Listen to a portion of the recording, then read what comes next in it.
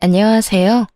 혹시 이 글을 보시는 분들 중에 이간질이라는 걸 당해보신 분이 있으실까요? 저는 생각보다 운이 좋았는지 그런 일을 당해본 적은 없었어요. 결혼을 하기 전까지는 말이죠. 이간질이 정말 나쁜 이유는 사람 사이를 갈라놓는 것도 모자라 다시 붙을 수 있는 기회조차 주지 않기 때문이에요. 이간질 당한 사람의 마음속에는 상대방에 대한 불신이 깔려버리거든요. 그리고 영문도 모른 채 누군가의 불신을 온몸으로 맞닥뜨리게 되면 억울하고 서러운 것도 모자라 나중에는 그저 화만 나더라고요. 저희 부부가 딱 그랬어요.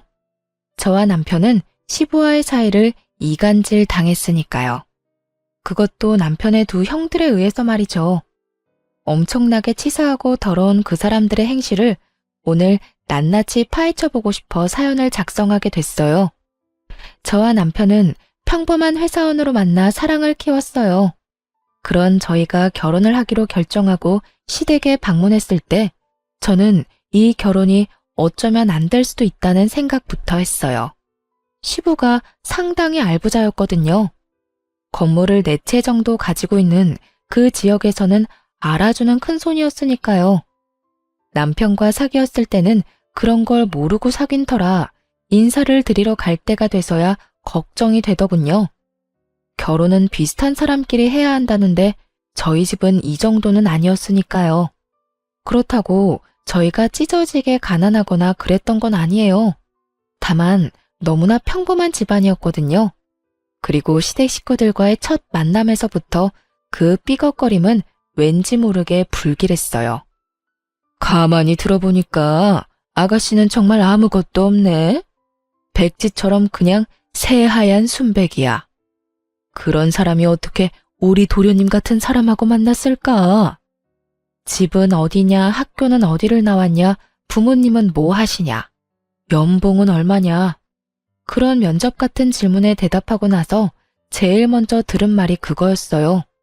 처음에는 무슨 뜻인지 몰라서 가만히 있었죠. 남편의 큰 형수가 하는 말이었거든요. 그러게나 말이에요. 그렇다고 얼굴이 특별하게 예쁜 것도 아니고 평범하기만 한 사람인데 도련님, 혹시 이 아가씨가 먼저 꼬셨어요? 작은 형수님, 그런 거 아니에요. 제가 먼저 말 걸었고 좋아한다고 말했어요. 사람이 워낙 선하고 착해요. 싸울 일도 별로 없고 어른들한테 잘하고 좋은 점은 셀 수도 없이 많은걸요. 남편의 큰 형수와 작은 형수가 저를 저평가하며 건넨 질문에 남편은 100점짜리 답변으로 꺼내더군요. 기분이 좋았지만 한편으로는 형님들이 왜 저를 못마땅해 하나 싶었어요. 그런데 시부에게 건네는 말을 들으며 의도를 정확하게 파악할 수 있었죠. 아버님, 잘 살펴봐야 해요. 이런 애들이 순진한 얼굴로 나중에 뒤통수 치거든요. 순진한 얼굴로 꼬리치고 뒷조사하는 애들이 얼마나 많은지 모르시죠? 형수님, 말이 좀 지나친 것 같은데? 제 여자친구는 그런 사람 아니에요. 대체 아까부터 왜 다들 이 사람한테 그런 식으로 말하는 겁니까? 왜긴 왜요? 혹시라도 우리 집안에 도둑년이 들어오면 안 되니까 그러죠. 솔직히 도련님이 처가에 돈도 있고 명망도 있는 여자 데려왔으면 우리가 이렇게까지 하겠어요? 아무리 봐도 너무 우리 집안에 비하면 모자라잖아요. 분명히 돈이 목적인 게 틀림없다니까요. 29. 어리지는 않지만 그렇다고 노련하지도 않은 나이에 저는 앞으로 저의 시댁이 될지도 모를 사람들의 엄청난 악의를 마주하고 부들부들 떨었어요. 남편의 두 형들은 남편과 나이 차이가 좀 있었기 때문에 형님 될 분들도 나이가 있으셨거든요. 겁먹은 제 앞에서 깐깐한 표정의 시부가 잔뜩 인상을 찡그리고 말하더군요. 내가 해주겠다는 맞선 다 거절하고 만난 게 고작 이딴 게 지배야? 만약 이 결혼하겠다고 하면 난 막내 너한테 한 푼도 안 줄 거다. 그래도 이 여자랑 결혼이 하고 싶어? 예, 그래도 할 거예요. 제가 사랑하는 사람이에요. 저희가 직업이 없는 것도 아니고 돈은 열심히 벌면 되니 처음부터 욕심낼 필요는 없다고 생각해요. 저를 선택한다는 남편 말에 정말 고마웠어요. 그렇지만 한편으로는 마음이 갑갑했죠. 남편이 시부 눈에 찍힌 것처럼 보였으니까요. 그렇지만 제 손을 꼭 잡고 있는 남편 손 덕분에 저도 마음을 굳게 먹을 수 있었죠. 잘 됐네요. 아가씨가 그렇게 결백하면 시댁 도움은 없어도 되죠? 사랑만 있으면 된다는데 뭐. 둘이 좋으면 그만이지. 안 그래요? 고개를 작게 끄덕인 저는 겨우겨우 결혼을 허락받았어요. 결혼식은 좀 작게 해야겠네. 솔직히 급이 맞아야 뭘 진행을 하더라도 할 텐데 너무 차이가 많이 나잖아요. 손님들을 아무데나 모실 수도 없고 그렇다고 우리 상황에 맞추면 저쪽 집안이 가랑이 찢어질 거고 그러니까 가족들만 모아서 간소하게 해요. 알았죠? 원래 저희가 작은 결혼식을 하려고 했었거든요. 남편도 저도 현실감이 있는 사람들이었고 무엇보다 저희 집이 친척이 많이 없어서요. 친구들은 결혼식 날 저녁에 따로 초대해서 따로 작은 파티를 열기로 했었고요. 하지만 시종일관 저와 친정을 깎아내리는 형님들을 보며 기분이 퍽이나 상했어요. 왜 여기에 없는 우리 부모님이 저런 모욕을 당해야 하나 싶어서 화가 잔뜩 났는데 남편이 저를 달래줬어요. 남편 하나만 보고 결혼해야겠다는 생각이 들었죠. 이 사람이라면 저를 지켜줄 수 있을 거라는 믿음도 있었고요. 그렇게 저희는 작은 결혼식을 하게 됐어요. 신혼집은 제가 살던 자취방이었어요. 미니 투룸인데 작아도 신혼의 부부에게는 그리 작게 느껴지지 않는 집이었죠. 남편과 제가 모아놓은 돈이 있기는 하지만 그 돈과 대출을 더해도 전셋집을 얻기에는 애매했거든요. 그래서 결혼하고서도 당분간은 돈을 모으려고 했죠. 그런데 저희가 살 집이 저의 자취방이라는 걸 시댁 식구들이 결혼식에서 알게 됐어요. 아주버님과 형님들은 저희 부모님이 있는 앞에서 다 들으라는 식으로 악담을 하더군요. 자취방이 신혼집이 될 수 있어요? 도련님도 진짜 사랑이 밥 먹여주는 것도 아니고. 이런 걸 보면 정말 부모가 반대하는 결혼은 하는 게 아니라는 말이 딱 와닿아요. 하여, 돈 많고 머리 좋은 여자들 다 마다하고 사랑 하나 쫓아서 결혼했는데 그런 집에서 살다니. 지금 저렇게 웃고 있어도 속으로는 얼마나 울고 있겠어요. 안 그래요? 동서, 조용히 좀 말해. 저기 사돈 어른들 다 듣겠네. 제가 없는 자리에서 어머니가 들었던 말이었어요. 나중에 남편이 없을 때 어머니가 그렇게 이야기하면서 속상한 표정을 지었어요. 엄마, 걱정하지 마. 그 사람들은 돈이 많아서 그래. 우리는 우리 형편 맞게 살면 되지. 나 그런 거 가지고 열등감 느끼고 화낼 만큼 어린 나이도 아니야. 내 손으로 번 돈이 아니면 다 빚이라고 생각해. 차라리 빚 없이 시작하는 게 훨씬 낫지 뭐.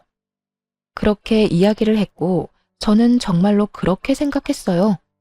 형님들의 말은 기분이 나빴지만요.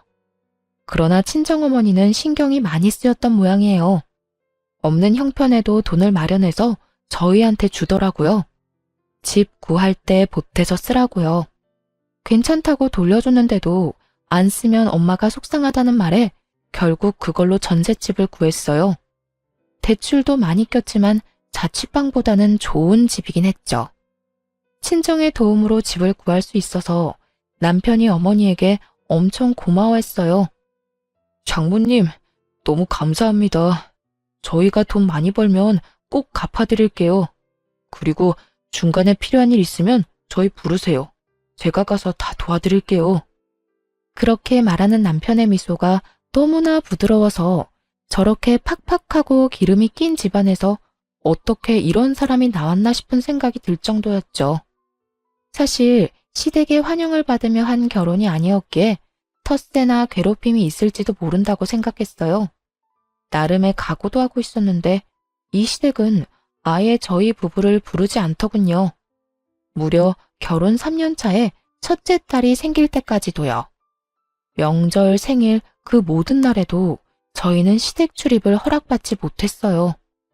제 기분은 더럽게 나빴고 남편 기분은 더 많이 안 좋았죠.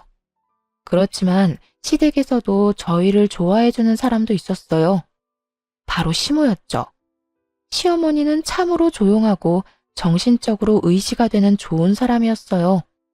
시부의 재산을 함부로 어떻게 할 수 있는 사람은 아니었지만 저희 부부와 손녀딸에게 도움을 줄 정도의 능력은 가지고 있는 분이었어요. 우리 집에는 자식들도 다 아들, 손주들도 다 아들이었는데 네가 딸을 낳아주니까 기분이 너무 좋다. 그리고 막내를 쏙 빼닮아서 더 마음이 가. 우리 바깥 양반도 손녀를 그렇게 원했는데. 애를 낳은 뒤로도 시모는 자주 저희를 찾아와 용돈이나 아이 용품을 선물해주고 가셨죠. 시모에게 고마운 마음을 가지던 저에게 복권 당첨 같은 일이 일어난 건 아이가 1살이 갓 넘었을 무렵이었어요.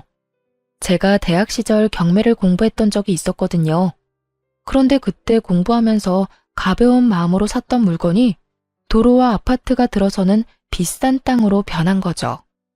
개발이 될 거라는 생각으로 산 것도 아니고 나중에 부모님 연세 드시면 전원주택이나 지어볼까 하는 마음으로 가볍게 싸게 주고 산 곳이라 더 횡재한 기분이었어요. 그 보상금으로 친정어머니가 빌려준 돈을 먼저 갚았고 그 다음에는 이사를 했어요. 금액에 맞춰 매매로 말이에요. 그렇게 이사를 하고 나서 시모가 저희에게 은근슬쩍 말하더군요. 손녀딸 얼굴 보여주러 오라고요. 그래서 선물을 사들고 결혼한 지 4년 만에 아이를 데리고 시댁으로 들어갔어요. 안으로 들어가니 오랜만에 보는 얼굴들이 앉아있더군요. 아주버님들과 형님들 말이에요. 시부와 시모에게 먼저 인사를 했어요. 시부는 우리 딸을 유심히 쳐다보더군요. 마음이 가는 것처럼 보이기는 했지만 결국 집에 갈 때까지 안아주지는 않았어요. 식사라도 하고 가라며 시모가 저희에게 말했고 식탁에 둘러앉았죠. 그때 큰아주버님이 저한테 말하더군요. 갑자기 여기는 웬일이야? 그 좁은 집에서 살려니까 아무래도 안 되겠지. 그래서 돈 빌리러 온 거야? 진짜? 너희 아직도 이사 안 했어? 그런 집에서 대체 어떻게 사냐? 아무리 사랑이 좋아도 그렇지. 사람이 사람답게 살아야지. 그 좁아 터진 닭장 같은 데서 그렇다고 다짜고짜 시댁부터 찾아오면 어떡해요? 도련님, 결혼할 때 아버님하고 약속하셨잖아요. 돈 한 푼 안 받아도 좋으니까 결혼 허락해달라고. 근데 이렇게 돈 받으러 오는 거 부끄럽지도 않아요? 어디 거지도 아니고 돈 구걸하는 꼴이란. 다들 우리가 돈을 빌리러 왔다고 생각하더군요. 이해 못할 일이었어요.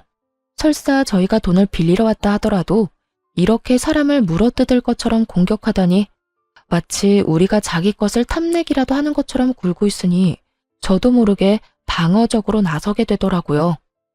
그 집에 살았던 건 부끄럽다고 생각하지 않아요.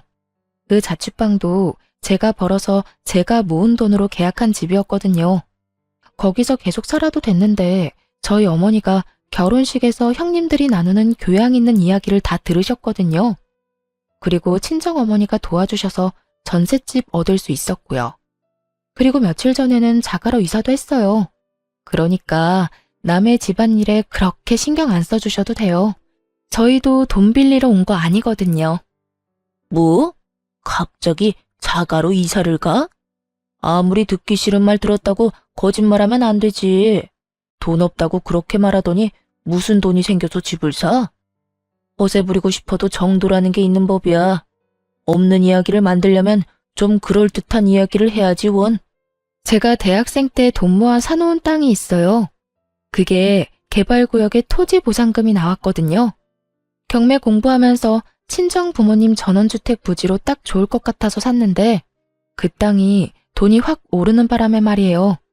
그 돈 나오는 대로 자가 마련했죠. 제 말에 갑자기 식탁이 조용해지더군요. 여기에 돈 빌리러 왔다고 착각하시는 것 같아서 제가 말씀드리는 거예요. 그럼 여기는 왜 왔어? 그거 자랑하러 왔어? 아니요. 저희 애가 얼마 전에 돌 지났거든요. 얼마 전에 밖에서 우연히 어머님 만났더니 아버님이 딸을 그렇게 바라셨다는 이야기를 들었어요. 딸은 아니지만 손녀라도 보시라고 애 데리고 온 거예요. 어머님이 초대해 주셔서.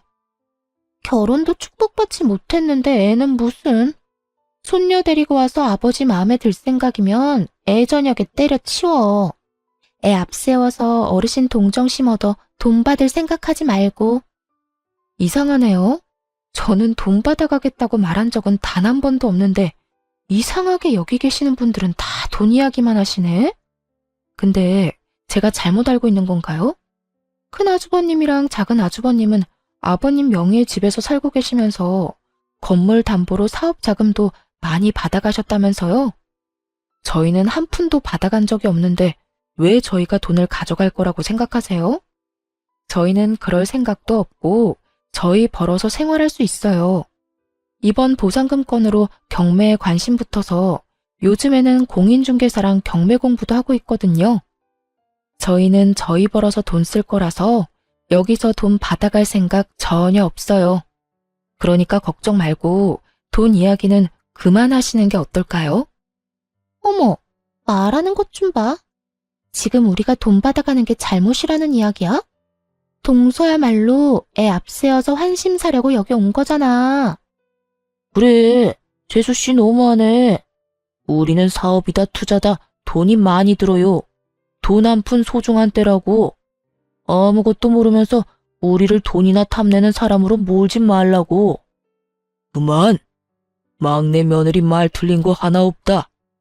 너희들은 그 나이 처먹도록 이 늙은 부모에게 손이나 뻗는 놈들 아니냐.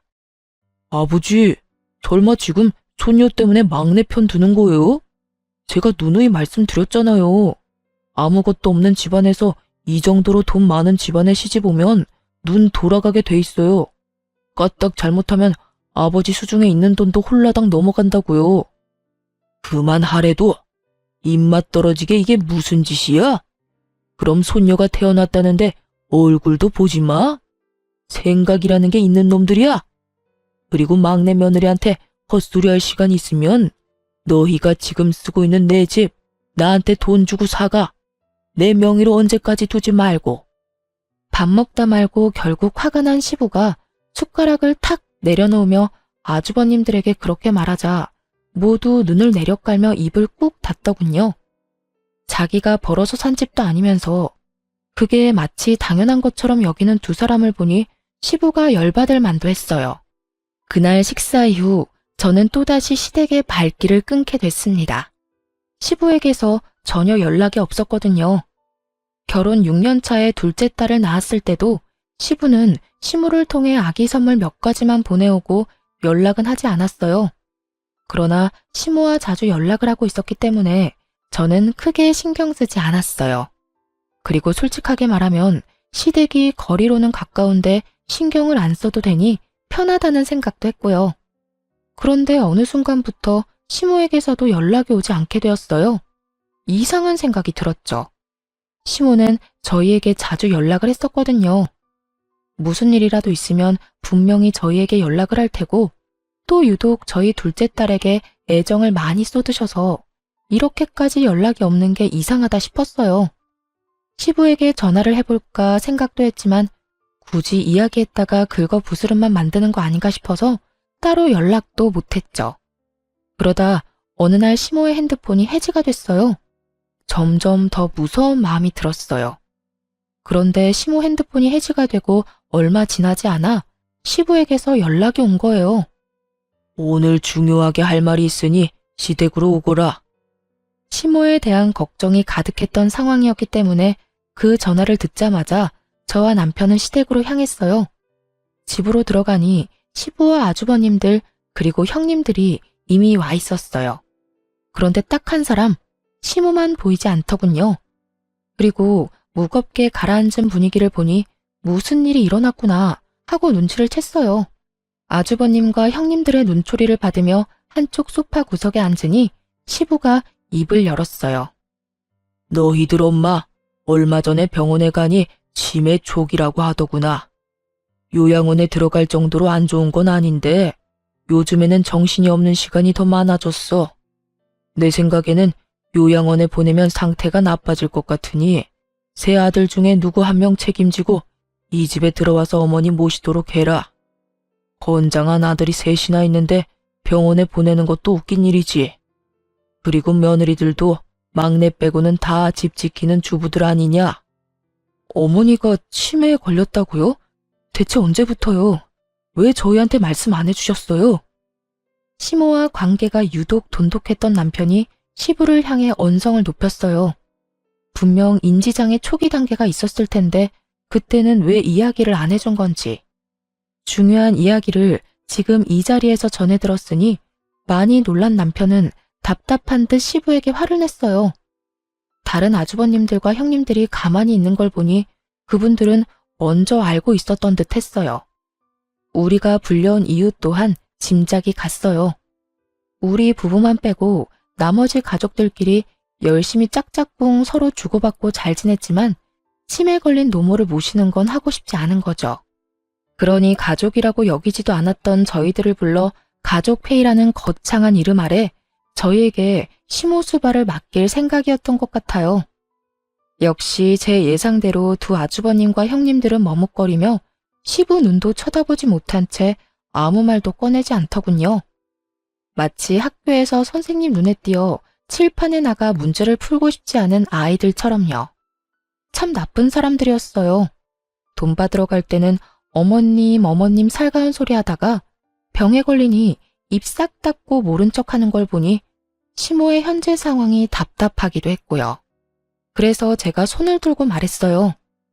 저희가 모실게요. 다들 눈 피하는 게 하고 싶지 않아 보여서요. 저 얼마 전에 직장 바꿔서 어머님 모실 시간도 괜찮아요. 직장을 바꿔? 네, 공인중개사 사무소 열었거든요. 중개원도 있으니 시간은 괜찮고 제가 일해야 하는 상황이면 잠깐 동안 주간보호 맡겨도 되고요. 남편이 미안한 얼굴로 저를 봤지만 미안할 필요 없었어요. 솔직히 시부가 치매에 걸렸다고 수발 들라고 했으면 저는 억만금을 준대도 절대로 안 모셨을 거예요. 그렇지만 시모는 달라요. 그 짜증나는 시댁 가족들 중 유일하게 우리와 교류하며 지낸 분이고 알게 모르게 도움도 많이 주셨는데 모른 척할 수는 없었어요. 대신 여기 들어오는 건 못해요. 어머님을 저희 집으로 모셨으면 좋겠어요. 시부가 저를 한번 보고는 다른 형제들을 봤어요. 안 된다. 여기 들어와서 수발 들어야 해. 안 그래도 치매 걸려서 불안한 사람이야. 환경 바뀌면 더 불안해서 나빠지면 어떡하냐.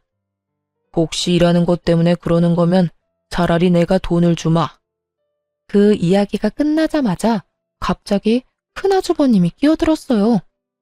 아버지, 뭐하러 쓸데없이 돈을 씁니까? 저희 와이프 요새 할 일 없으니 어머니 모시는 일은 잘할 수 있을 거예요. 얘네들 뭘 믿고 어머니를 맡겨요? 여태 집에 오지도 않던 녀석들인데. 딱 봐도 돈놀이가 어머니 봐주겠다는 건데 차라리 저희가 여기 들어와서 모시겠습니다. 큰아주버님의 말에 작은아주버님도 질세라 끼어들었죠. 형님보단 우리가 더 낫죠. 어르신 모시는 건 체력 싸움인 거 모릅니까? 저희 와이프는 요새 골프로 체력 단련 많이 했거든요. 형수 몸도 약한데 어르신 모시다가 쓰러질까봐 겁나요. 그냥 저희한테 맡기세요. 저희가 편안하게 모실 테니까요. 두 아주버님의 갑작스러운 경쟁에 두 형님 얼굴이 사색이 되는 걸 보니 미리 상의된 내용이 아니라는 걸 알았죠. 아마 시부가 돈 이야기를 꺼내니 저희가 시부 눈길 한 번이라도 받을까봐 견제하는 것처럼 보였어요. 그렇게 생각하니 저도 모르게 욱하고 화가 났어요. 돈도 필요 없이 시모 모시겠다는데 그마저도 막아서는 데다가 여전히 시부와 저희 부부 사이를 떼어놓으려 안달이나 보였거든요. 아주버님, 무슨 말을 그렇게 하세요? 어머니 모시는 일에 돈 이야기는 왜 튀어나오냐고요. 그렇게 저희를 부모님하고 떼어놓고 싶어요? 말도 안 되는 이간질까지 하면서 돈 안 받겠다고 각서라도 쓰고 어머님 모셔야 해요? 돈 안 받고 모시겠다고 미리 말씀드렸는데 저희의 어디가 돈을 노리고 오는 사람들이냐고요. 이간질이라니. 동서 말 함부로 하네. 여태 부모님하고 왕래도 없었으면서 갑자기 어머님 모시겠다고 하면 당연히 그 의도가 의심되는 상황이잖아. 그걸 말이라고 하세요? 그럼 연락 한 번 안 하던 식구들이 왜 어머님 치매 수발 들어야 하는 일에 저희 부르셨어요? 원래 저희한테 말없이 이 집안에서 일어나는 일들 알아서 잘들 처리하셨잖아요. 이번에도 그렇게 우리 없이 해결하면 될 일을 왜 새삼스레 불러서 물어본 거예요? 저희한테 떠넘기고 싶어서 그런 거 아니냐고요. 이 중요한 문제에 빠지면 안 될 것 같아서 연락한 거지. 무슨 말을 못해? 그리고 저희 아버님은 몰라도 어머님이랑은 자주 연락했거든요. 손녀딸 보러 얼마나 자주 오셨는데 그건 모르셨나 봐요. 왕래도 없었다고 하시는 거 보면. 이거 봐. 딸 귀한 집에 손녀 낳아주고 그걸로 어머님까지 깨어냈어? 아버님, 제가 그랬죠? 애들 앞세워서 어르신들 자기 마음대로 주무르려고 한다고요. 몰래 어머님을 만나고 다녀? 그래서 뭐 받기로 했어? 뭐 준다고 하셨냐고? 받기는 뭘 받아요? 애기용품 받은 게 다인데. 거짓말하지 마. 도련님 깨어낸 솜씨로 어머님도 깨어내서 어머님 명의로 된 재산이라도 빼내려고 한 거 아니야? 형수, 말이 심하잖아요. 저희가 왜 그런 짓을 합니까? 어머니 재산은 어머니 거예요. 부모님 멀쩡히 살아계신데 저희가 그런 돈이나 탐하는 버러지 같은 인간처럼 보입니까? 제 눈에는 이미 돈 받아가신 분들이 버러지처럼 보이는데? 참던 남편이 제가 심한 말을 들으니 결국 참지 못하고 핏대를 세우며 말대꾸 하더군요. 평소에는 꼬박꼬박 형수님 하며 허허롭게 다니던 남편이 호칭에 님자도 안 붙이는 걸 보니 화가 많이 난 것 같더라고요. 그렇게 집안이 난장판이 되어가자 시부가 정리를 했어요. 그만해라. 너희 엄마는 재산 아무것도 없다. 나한테 다 있어. 주고 싶어도 못 줬을 테니 둘째 며느리, 너는 이제 그만 좀 떽떽거려라. 네 목소리 듣고 있으니 두통이 더 심해지잖아. 화를 낸 시부가 피곤한 듯 얼굴을 쓸어내리더니 다시 물었어요. 그래서 누가 여기 들어와서 어머니 모실 거냐? 어머니 수발 드는 사람은 유산 상속할 때 좀 더 유리할 거다. 유산 이야기 꺼내자마자 큰 형님이 외쳤어요. 아버님, 저희가 볼게요. 일하느라 바쁜 막내 며느리, 운동하느라 바쁜 둘째 며느리. 입만 아프게 뭐 하러 부르세요? 제가 맏며느리니 당연히 제가 해야죠. 그리고 유산 이야기는 막내 도련님 있을 때는 하지 마세요. 견물생심이라고 듣다 보면 혹하는 게 사람 마음이잖아요. 갑자기 유산 받고 싶다고 하면 어떡해요? 그건 저도 동의해요. 여태 가족 일에 참여도 안 하고 부모님 모시지도 않은 사람은 유산 제외하셔도 되지 않을까요? 아버지가 하지 말라는 결혼하면서 돈도 안 받는다고 다짐했으니까요. 일단 막내 도련님은 유산 상속에서 빼두고 형님, 그렇다고 형님이 어머님 모시는 것도 좀 아니죠. 매번 몸이 안 좋아서 행사에 자주 빠지면서 집에서 자기 몸이나 추스르는 게 어때요? 어머님 돌보다가 먼저 쓰러져서 링거 맞지 마시고요. 막내 동생이 돈 한 푼이라도 가져갈까봐 아주 넷이서 협동하는 모습을 보니 남편도 참기 힘들었나 보더라고요. 엄마 아픈데 다들 무슨 말 하는 거예요? 이게 대체 다 뭐냐고요? 지금 이 자리가 엄마 아픈 거 어떻게 할 건지 상의하는 자리가 맞기는 해요? 무슨 말만 하면 저희는 죄인 취급에 형들은 엄청난 효자 효부처럼 굴고. 그렇게 어머니 모시고 싶으면 모시세요. 그래도 나도 엄마 아들이니까 정기적으로 보게 해줘요. 형들이 엄마 잘 돌보고 있는지 확인할 테니까. 잘못 모셔서 어디 아프기라도 하면 형들 다 가만히 안 둬요? 그리고 돈, 그놈의 돈 이야기. 저희한테 제발 하지 마요. 돈 달라고 안 할 테니까. 저희 부부, 우리들 손으로 충분히 돈 벌 수 있는 사람입니다. 그런 거 필요 없으니까 두 번 다시 저희한테 말하지 마요. 남편이 열받아서 화를 내고 나왔어요. 나오고 나서 남편이 한숨을 푹푹 쉬더군요. 저한테 미안하다고 이렇게 심하게 콩가루인 집안은 아니었다고 했어요. 그렇게 저희는 오해도 풀지 못하고 시모도 모시지 못한 채 나왔어요. 그래도 마음은 계속 시모 곁에 가 있으니 어떻게든 연락이나 다시 해볼까 생각하던 중 시부에게서 다시 시댁으로 오라는 연락을 받았어요.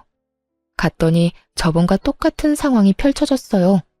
상석에 앉은 시부와 소파에 앉은 두 아주버님과 두 형님들이 보였어요. 우리까지 모두 도착하자 시부가 입을 열더군요. 너희도 알다시피 요즘 부동산 경기가 안 좋아. 그리고 첫째, 네가 내 건물을 담보로 빌려간 돈을 못 갚아서 지금 터지기 일보 직전이지. 너희들 엄마한테 드는 돈 하며 내 사정 안 좋다는 이야기에 여기저기서 빌려갔던 돈 돌려달라는 이야기에 돈 돌려주고 나니 내 수중에는 더 이상 남은 게 없다. 시부가 그렇게 말하며 서류를 탁자 위로 툭 던졌어요. 저와 남편은 그냥 멀뚱멀뚱했고 형님과 아주버님들은 눈에 불을 켜고 서류를 뜯어먹을 것처럼 살펴보더군요. 시부 명의로 건물이 여러 개 있었다는데 어찌된 영문인지 그 건물이 다 다른 사람 소유가 됐더라고요. 나는 이제 늙었고 너희들 어머니는 치매에 걸렸지. 나도 이제 자식 손주들 재롱이나 보며 쉬고 싶구나. 너희들 중에 누구 나와 함께 살 사람 있냐? 시부의 말에 저희는 일단 가만히 있었어요. 이번에도 아주버님과 형님들이 시부를 들들 볶을까봐 아무 말 안 하고 있었죠. 정막 속에 큰 아주버님이 먼저 말을 열었어요. 아버지, 저희는 어머니도 모시고 있고 이 상황에서 아버지까지 모시는 거 힘들어요.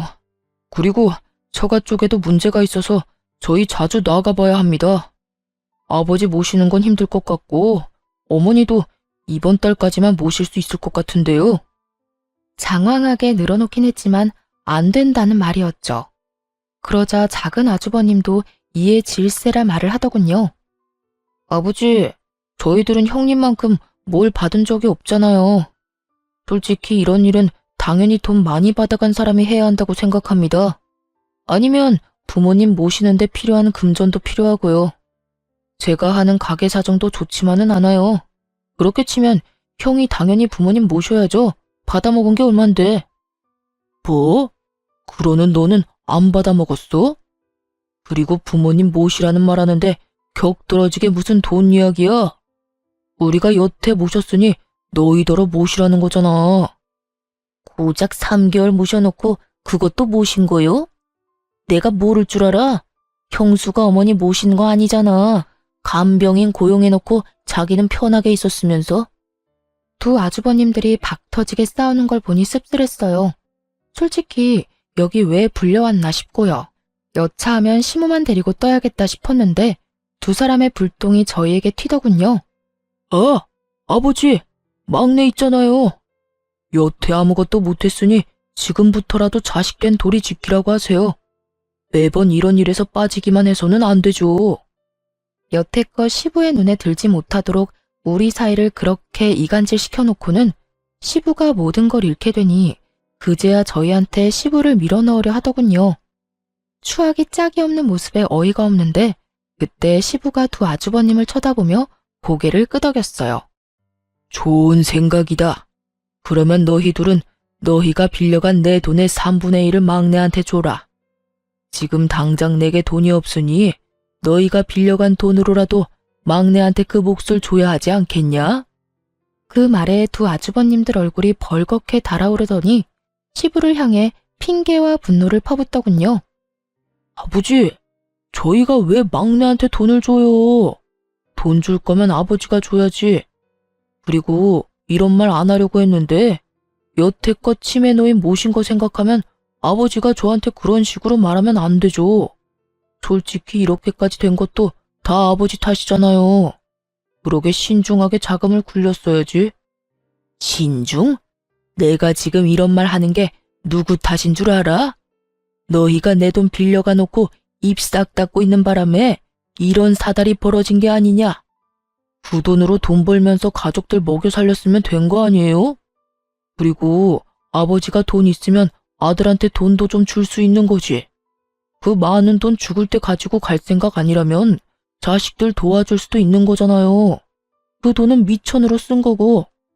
그런 건 당연히 부모가 자식한테 해줘야 하는 거죠. 큰아주버님의 입에서 나오는 말들은 모조리 궤변이었어요. 빌려준 돈은 그저 빌려준 것일 뿐인데 마치 그걸 자기가 모으고 불린 것처럼 말하더라고요. 처음부터 당연히 자기 것처럼. 둘째 너도 형이랑 생각이 똑같아? 말해봐라. 너희가 빌려간 내 돈이 당연한 거야? 아버지, 진정 좀 하시고. 누가 그렇대요? 저는 그렇게 생각하지는 않아요. 빌린 건 빌린 거고, 내가 번 돈은 내가 번 돈이죠. 근데 아버지도 너무하시잖아요.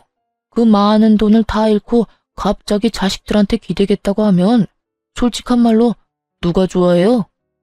집에 있으면서 또 무슨 사고 칠지도 모르고. 그러니까 모실 수 없다는 거지. 저희도 딸린 식구가 있는데 위험하게 좀 그렇잖아요? 와이프랑 자식들 보기도 그렇고, 그쵸? 제주도 좋아요. 개소리를 점잖게 내뱉는 걸 보니 제가 다 열이 받더라고요. 돈이 없어졌다고 시부를 못 봐준다는 말이잖아요. 결국 시부가 열이 받았죠. 막말을 정성스럽게도 포장하는구나. 따지고 보면 내가 망한 건 다 너희들 때문이지. 너희가 사업자금 투자 명목으로 빌려간 내 돈, 내 건물 담보로 빌려간 돈도 못 갚아서 내가 대신 갚아주고 있는 판에 이 아버지도 못 모시겠다. 네 놈들이 인간의 탈을 쓰고 어찌 그래? 좀 그만하세요. 저희는 이런 식이면 아버지랑 못 살아요. 앞으로 저희한테 연락하지 마세요. 멀쩡한 집안 다 망하게 해놓고 다 아버지 잘못이에요. 아버지, 저도 그렇게 생각해요. 그 많은 돈 차라리 저희한테 증여해줬으면 이런 일은 없었잖아요. 저희도 어른 모실 만한 형편은 아니니까 앞으로 이런 일로 연락하지 마세요. 두 아주버님들과 형님들이 떠나고 시부가 한숨을 내리시고는 저희한테 묻더군요. 그래서 이제 너희도 떠날 거냐? 그 말에 남편이 저를 쳐다보더군요. 저와 결혼하기 전까지는 그래도 시부와 완전히 사이가 나빴던 건 아니었고 어린 시절에는 좋았던 기억도 많으니 남편은 고민하는 눈치였어요. 시부모를 모시는 일은 저한테 허락받지 않으면 안 되는 일이라는 걸 잘 알고 있을 테니까요. 저는 큰 한숨을 쉬고 시부에게 말했죠. 사실 아버님이 저희를 밀어내셔서 여기 오기 전에는 어머님만 모시려고 생각했어요. 그런데 저희 친정아버지가 자식들한테 항상 강조하는 게 있으셨거든요. 곤란한 사람을 보고 못 본 채 하지 말라는 거요. 그러니까 아버님도 저희가 모실게요. 이 집도 넘어가는 거면 이참에 두 분 다 저희 집으로 오세요. 사돈께서 사람이 참 좋으신가 보군. 너희를 괴롭혔는데도 나를 모시고 갈 수 있겠냐? 나는 지금 아무것도 없어. 빈털털이야. 아버님, 예전부터 누누이 말씀드렸잖아요. 저희 알아서 돈 벌어요. 남한테 빌린 건 언젠가 갚아야 할 빚이고요. 그리고 아버지가 바른 말 하려고 그러신 건 아니에요. 주변에 곤란한 사람이 있으면 본인이 그 영향으로 힘들어지고 보고 있기 불편하기 때문이래요. 주변 사람들이 행복하면 본인은 더 행복해진다고요. 제 말에 시부가 고개를 푹 숙였어요. 미안한 감정이라도 갖고 계셨나 싶었죠. 여태껏 두 아주버님들의 화려한 견제 때문에 저희가 돈 때문에 들러붙으려는 인간들처럼 보였을 텐데 그런 사람이 아니라는 걸 이제 아셨으니까요. 그런데 시부가 저한테 그러더군요. 사실 얼마 전에 내가 집에 일찍 돌아온 일이 있었다. 그런데 시어머니 모시겠다던 첫째 며느리가 보이지를 않는 게야. 찾아보니 백화점을 갔다고 하더구나. 너희 시어머니가 방에서 나오지도 못하게 문을 걸어 잠그고 말이지. 그 안에서 나가고 싶어서 문을 두드리는데도 고용한 간병인은 듣지 못한 척 핸드폰만 열심히 했어. 그걸 보고 무슨 생각이 들었는지 아느냐? 나도 늙고 병들어 내 손으로 아무것도 못하면 내 자식들이 나를 저렇게 만들겠구나 싶었다. 그래서 머릿속이 하얘졌어. 그러니 시험을 해본 거야. 누가 진짜 부모를 지극정성으로 생각할까 하고. 그놈들은 탈락이야. 지들이 가져간 돈이 얼만데 받아간 돈만 해도 부모를 평생 모시고 받들어 살아도 모자란데 어떻게 돈 한 푼 안 가져간 너희만 남는 건지. 서류는 다 거짓말이었고 시부는 여전히 알부자가 맞았어요. 그걸 몰랐던 두 형은 시부가 재산을 모두 날린 거라고 생각하자마자 빛과 같은 속도로 시부를 버린 거고요. 어안이 벙벙한 저희들을 두고 시부가 태연히 변호사에게 연락을 하더군요. 시부가 유언장을 작성했어요. 시부가 죽고 나면 남은 재산은 모두 기부한다고요. 자식들 그 누구에게도 남은 재산은 안 준다고 말이죠. 며느라가 사돈 어른과 식사 시간을 좀 잡아보거라. 그렇게 저희 아버지는 결혼식 이후로 처음 시부를 만났어요. 시부는 친정아버지가 나오자 두 손을 꼭 붙잡고 그러더군요. 딸을, 이렇게 귀한 딸을 시집 보내주셨는데 여태 모르고 바보 같은 짓만 했습니다. 제가 우리 며느리 덕분에 늙음하게야 중요한 걸 깨달았어요. 감사합니다. 아이고, 무슨 말씀을. 두 손녀가 참으로 귀엽고 사랑스럽습니다. 사돈이 아이들 어린 시절을 그냥 보낸 것 같아 그게 아쉽네요. 나중에 제가 찍은 사진이라도 많이 보내드리겠습니다. 시부가 허허하며 웃더니 저와 남편을 보고 입을 열었어요. 말년에 내가 정신 차리도록 해준 고마운 며느리한테는 선물을 줘야지. 시부가 제게 준 것은 시부 소유의 건물이었어요. 남편에게는 현금을 증여해줬고요. 이런 걸 바란 게 아닌데 거절하려고 하자 시부가 그러더군요. 눈먼 장님 눈뜨게 해줬으면 그것도 싼 거야. 그리고 집을 너희 집 근처로 옮길까 한다. 손녀들 재롱 보며 쉬고 싶다는 건 거짓말이 아니니까. 그렇게 시부모 두 분 다 저희 집 근처 주택으로 이사 오게 됐어요. 시부는 가지고 있던 나머지 건물을 처분하고 마지막으로 두 아들에게 참교육을 해주셨어요. 바로 두 아주버님들이 결혼할 때 시부가 사준 집, 시부 명의의 집 두 채를 소유자의 권한으로 팔아버리기로 결정한 거였어요. 시부는 가타부타 말도 없이 통보를 하니 두 아주버님들이 쏜살같이 달려와 시부에게 그러더군요. 아버지, 서운하셨으면 말씀을 하셨어야죠. 이런 식으로 하면 아무한테도 도움 안 돼요. 이런 곳에 있지 마시고 저희랑 같이 가요. 저희가 모실게요. 형은 인연 끊겠다면서 뭐하러 왔어? 제가 모실게요, 아버지. 둘 다 사색이 돼서 벌벌 기는 꼴이란. 인연 끊겠다더니 너희 여기 왜 왔냐? 돈 없는 아버지 필요 없는 거 아니었어? 유언장 작성 이미 변호사 대동하고 다 끝냈다. 재산 증여도 얼추 됐어. 나 죽으면 너희는 돈 한 푼 못 가져가. 그리고 지금 살고 있는 집도 너희 능력으로 마련한 게 아니니 내가 도로 가져가야겠다. 늙은이 노후 자금이 필요해. 다행이지. 그것마저 너희 명의로 해줬으면 말년에 내가 얼마나 크게 곤란했을지 상상도 안 가니까 썩을 놈아. 아버지, 저 이대로 못 갑니다. 아버지, 한 번만 살려주세요. 이런 식이면 저도 한 발짝도 못 나가요. 아니, 노망 나셨어요? 막내한테 건물을 왜 줘요? 죽으나 사나 끼고 있던 건물을 그간 아버지 모신 저희에 대한 배신이잖아요. 맞아요. 저도 못 나가요. 그리고 재수씨, 사람 그러는 거 아니야? 돈 때문에 아버지랑 우리 사이 이간질 시킨 게 재수씨지? 이래서 제가 없는 집 자식들은 멀리하라고 그렇게 말씀드렸잖아요, 아버지. 이 정신 나간 것들이 뭔 헛소리야? 감히 우리 집 귀인한테. 네 놈들 같은 돈귀신들 때문에 내가 허비한 돈이며 시간 생각하면 밤에 잠도 안 오는구만. 돈 없다고 아비 버린 후레 자식들 주제에 어딜 와서 난장질이야? 이간질은 너희가 했겠지. 막내 하나 유산 상속에서 떨어뜨리려고 눈이 벌겋게 달려들어 놓고는 썩 나가지 못해? 내가 발로 차주랴? 기어이 저를 끄집어내서 또다시 모욕하려는 두 아주버님들에게 시부가 한바탕 시원하게 퍼붓고는 내쫓아버렸어요. 그리고 소송까지 걸었더군요.